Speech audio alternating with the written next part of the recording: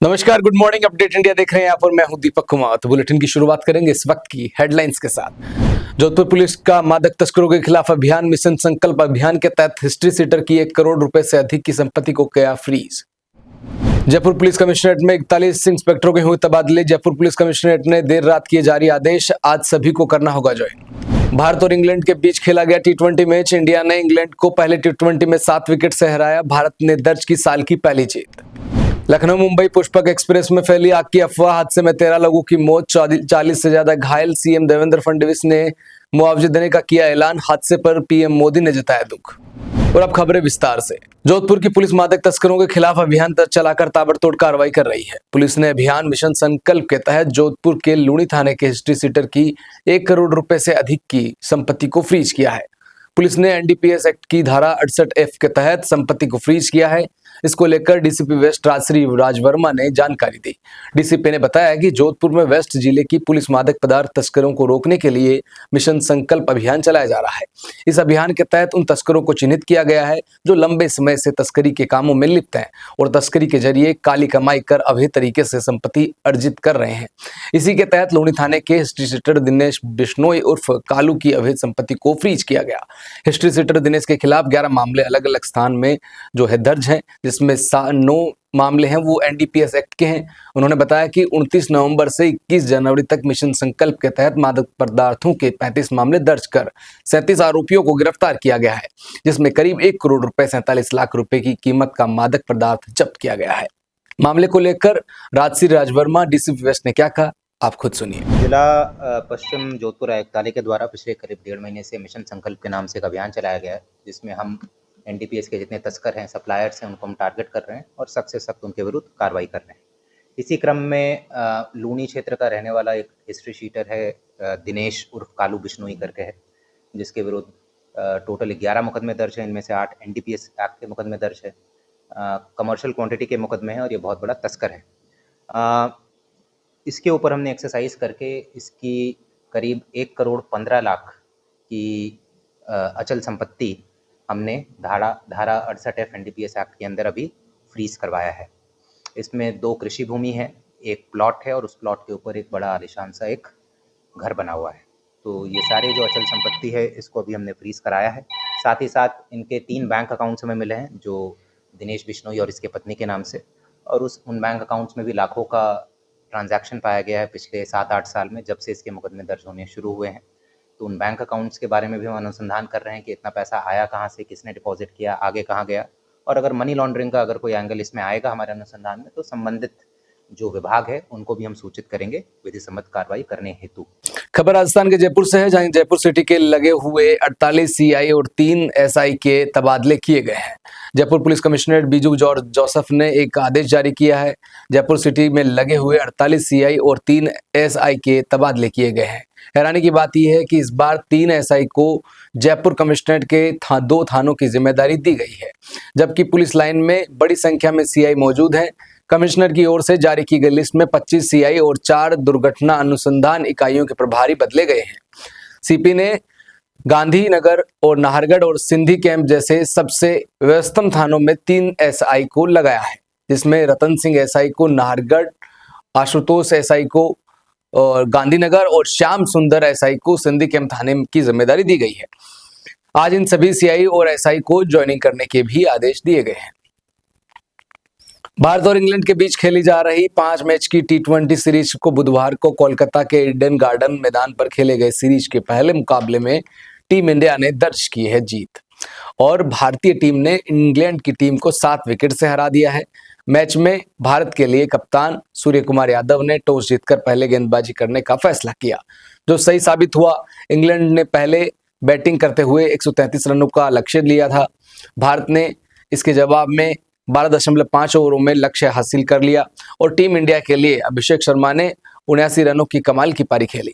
इससे पहले वरुण चक्रवर्ती ने कमाल की बॉलिंग करते हुए 3 विकेट झटके थे। भारत के लिए मैच में अभिषेक और वरुण सबसे बड़े हीरो साबित हुए। भारत ने इंग्लैंड के खिलाफ टारगेट 3 के विकेट के नुकसान पर 12.5 ओवरों में ही चेस कर दिया था। भारत ने 43 गेंद शेष रहते हुए जीत दर्ज कर ली, जो उनकी इंग्लैंड के खिलाफ टी20 गेंद शेष रहते हुए सबसे बड़ी जीत है। महाराष्ट्र के जंगलगांव में बुधवार शाम करीब 4:42 पर बड़ा ट्रेन हादसा हो गया। यहाँ पंचारो स्टेशन के पास में महाहिजी और परधाड़े के बीच लखनऊ से मुंबई जा रही पुष्पक एक्सप्रेस में आग लगने की अफवाह फैली। इस दौरान कई यात्री ट्रेन की चेन खींचकर अचानक कूद गए। तभी दूसरे ट्रैक पर आ रही कर्नाटका एक्सप्रेस ने कई यात्रियों को कुचल दिया। इसमें 13 लोगों की जान चली गई और 40 पैसेंजरों के घायल होने की खबर है। जानकारी के मुताबिक जहां घटना हुई उस जगह पर शार्प टर्न था। इस ट्रेन घटना की परिस्थितियों की जांच रेलवे सेफ्टी कमिश्नर करेंगे। इस वजह से दूसरे ट्रैक पर बैठे पैसेंजर को ट्रेन के आने का अंदाजा नहीं लगा। वहीं यही वजह रही कि कर्नाटका एक्सप्रेस ने इतनी बड़ी संख्या में लोग कुचले गए। सीएम देवेंद्र फडणवीस ने ट्रेन हादसे में मृतकों के परिजनों को 5 लाख रुपए का मुआवजा देने की घोषणा की है। वहीं रेलवे ने मृतकों के परिजनों को 1.5 लाख रुपए, गंभीर घायलों को 50,000 रुपए और घायलों को 5,000 रुपए की आर्थिक सहायता का ऐलान किया है। इस घटना पर प्रधानमंत्री मोदी ने भी दुख जताया है और घायलों के जल्द स्वस्थ होने की कामना की है।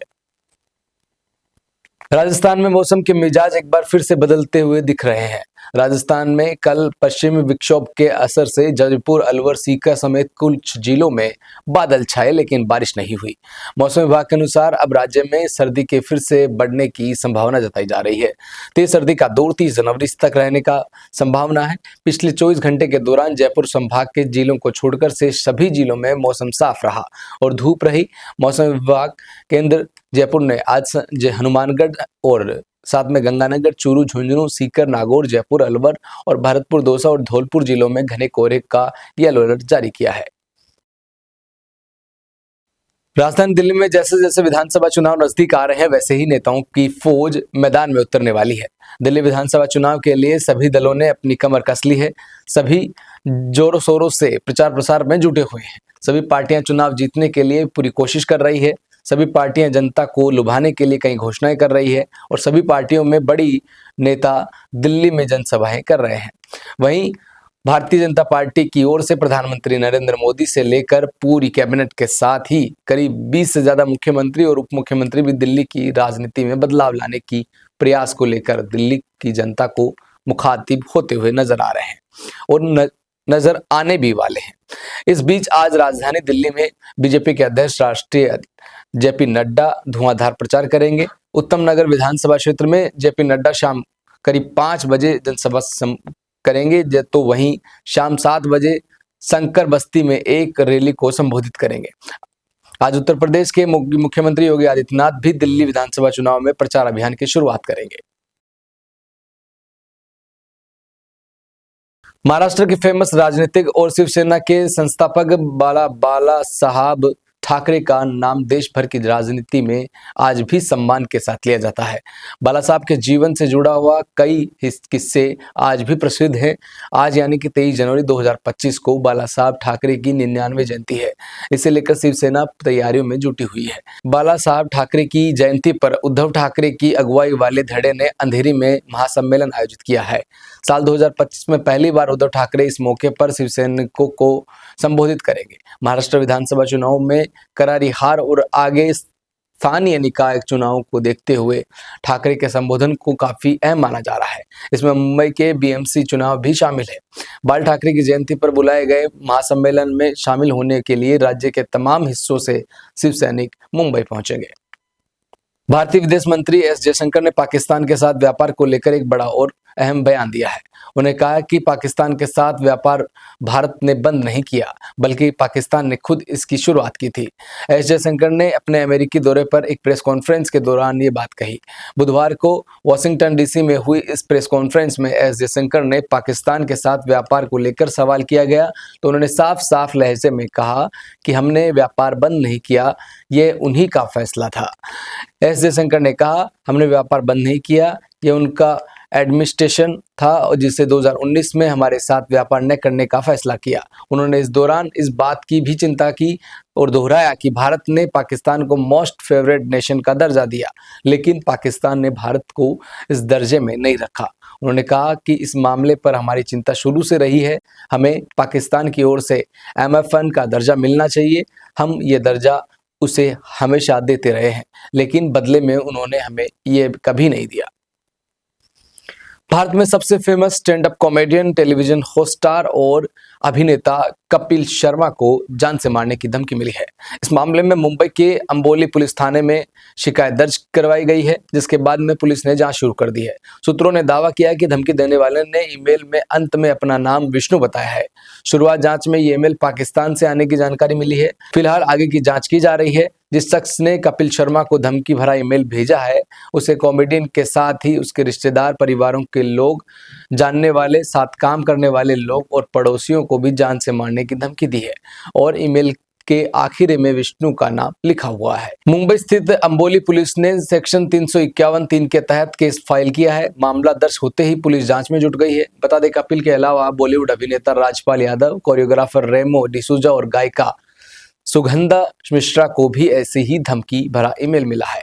उन्हें भी ये धमकी पाकिस्तान से भेजी गई है। इसके बाद संबंधित कलाकारों ने पुलिस में अपनी अपनी शिकायतें दर्ज कराई है। खबरों में आज के लिए बस इतना ही। देखते रहिए अपडेट इंडिया न्यूज।